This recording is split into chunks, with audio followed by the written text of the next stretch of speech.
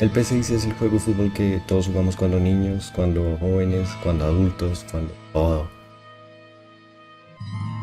Es el juego de fútbol por excelencia de PC, aunque salió en otras plataformas igualmente y todos lo juegan en PC. El hecho es que como buen juego de deportes tiene jugadores rotos y jugadores muy chafas, la verdad. Y uno como reconoce que es un jugador está roto y un jugador es muy malo, pues con las estadísticas que muestra el juego. Lastimosamente el P6 no es demasiado claro con las estadísticas que muestra. De hecho es muy vago cuando describe las estadísticas de los jugadores. Bueno, este video va destinado a explicar todas las estadísticas del juego que posee un jugador. Obviamente cabe aclarar que esto es una percepción subjetiva del tema, cogidos de otros videos de YouTube y de foros e investigación previa. Pero bueno, es todo subjetivo, no es la verdad absoluta y probablemente tenga sus dos jugadores, uno con todas las estadísticas al máximo y otro con las estadísticas más bajas posibles. Entonces ahí en el video van a ver las diferencias entre uno y otro. El valor de ataque tiene que ver con el posicionamiento ofensivo del jugador. Entre más alto tenga este valor, será mucho más propenso a generar acciones ofensivas que puedan terminar en gol. Dentro de este valor se destacan ciertas cualidades del jugador, como el desmarque, las corridas al hueco, su sincronización con los demás compañeros, etc. La defensa es lo mismo que el ataque, pero en defensa. Entre más valor tenga esta estadística, el jugador va a ser mucho más inteligente al efectuar acciones defensivas, como el posicionamiento, el fuera de lugar, el cubrir el balón, ir a llenar los huecos que dejan otros jugadores, etc. La estabilidad es esa estadística que representa la fuerza o aguante que tiene un jugador. Entre más alta, más fuerte es el jugador en situaciones físicas, como forcejeos o tenencia del balón. Está de más decir que esta estadística tiene que ver con la corpulencia del jugador.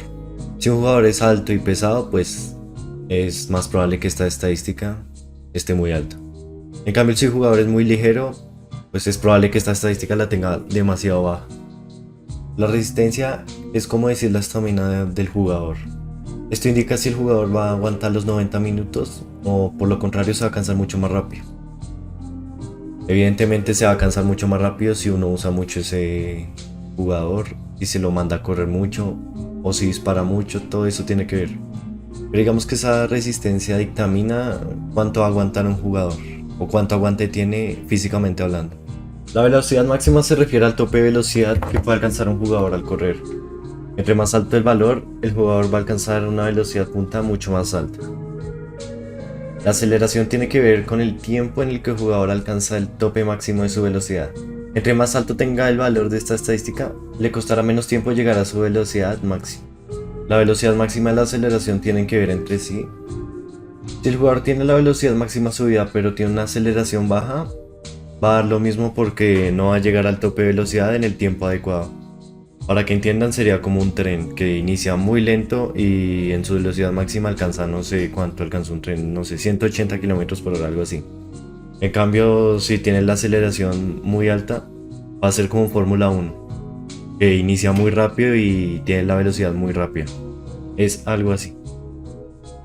La respuesta es una estadística que puede definirse como los reflejos del jugador y qué tan rápido analiza las situaciones de juego. Por lo que si esta estadística está muy alta, el jugador va a leer el juego pues más rápidamente y de mejor manera. Cuando analiza las situaciones de juego, se refiere a acciones tanto ofensivas como defensivas. Por ejemplo, llenar huecos, barrerse por el balón, la anticipación de un contragolpe, etc. La agilidad determina la velocidad de movimiento del jugador con la pelota en los pies. O sea, cuando el jugador tenga la pelota dominada, si tiene esta stat muy alta, va a dominar mejor los cambios de dirección cuando tenga el balón. La predicción del regate es esa stat semejante a la calidad de la conducción que tiene un jugador cuando posee el balón en los pies. Entre más alto el valor de esta estadística, el jugador tendrá el balón pegado al pie y será mucho más difícil quitarle el balón. La velocidad de regate es, como dice su nombre, la velocidad a la cual efectúa un jugador al realizar su regate.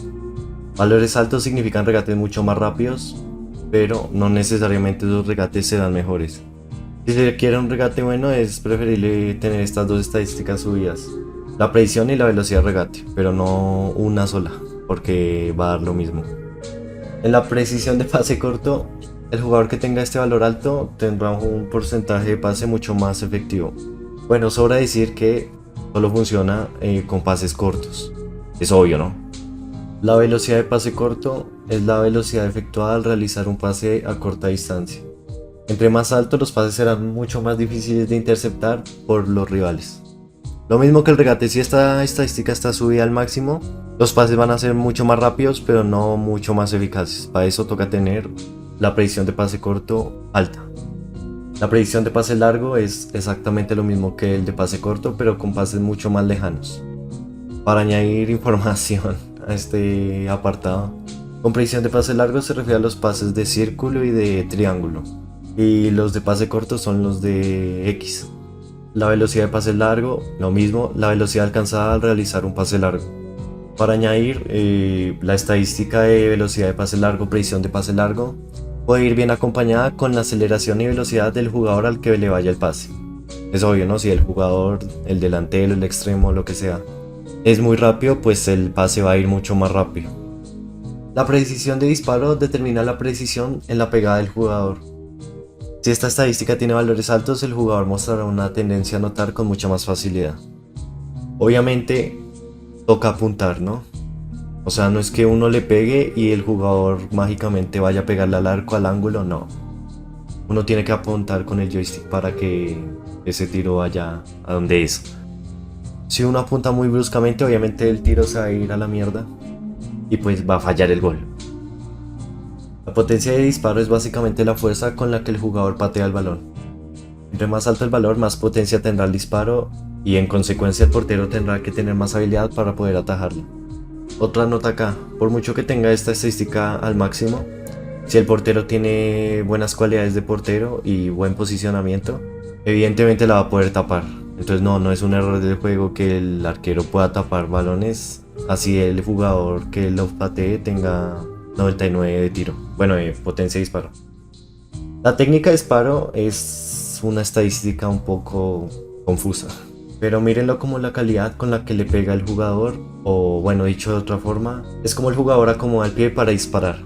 Entre mejor sea la técnica, pues el jugador va a acertar al arco con mucha más facilidad, sobre todo en ángulos de tiro muy difíciles. La precisión de falta es la eficacia de tiro a balón parado.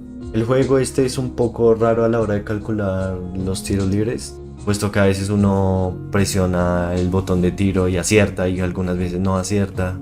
Uno acomoda al jugador y a veces le pega la mierda, a veces le pega al arco, a veces hace un golazo. Pero bueno, digamos que la precisión de saque de falta reduce el margen de error a la hora de lanzar los tiros libres. Y pues bueno, si tiene esta estadística alta, lo más probable es que meta el gol, pero no es lo que siempre va a pasar. El efecto es la curva o la comba que puede llegar a tomar el balón cuando un jugador le pega. O que esto no afecta solo a los tiros libres, sino afecta a los pases, a los tiros normales y bueno, a los tiros de esquina, obvio.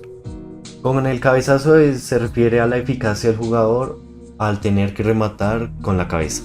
Obviamente esta estadística depende del buen posicionamiento del jugador, es decir, del ataque. Si la posición del jugador al rematar con la cabeza es muy incómoda, es muy probable que vaya a fallar y que no vaya a ser gol. El salto se refiere a la altura a la que puede llegar un jugador al saltar. Eso sí, por más que el jugador tenga 99 de salto y mide 1.50, es muy probable que no pueda ganar el cabezazo a una persona con altura superior. Porque está bien. La técnica también puede ser un poco confusa en este juego, pero véanlo como el control de balón que posee el jugador. Con control de balón es el dominio de la pelota. Y sí, yo sé que en la predicción de regate y todo eso habla casi lo mismo, pero pues esta es la estadística oficial que dice el control de balón que posee un jugador, así que no sé, quédese con el pez. La agresividad se refiere a la intención de ir al ataque del jugador. Entre más alto sea, el jugador será más propenso a sumarse al ataque con más insistencia. Contrario a lo que muchos creen, no es lo mal leche que es un jugador, lo rabón que es, los guadañazos que puede llegar a pegar, sino se refiere a la intención de ir al ataque, en contragolpes o en situaciones ofensivas. Eso es la agresividad.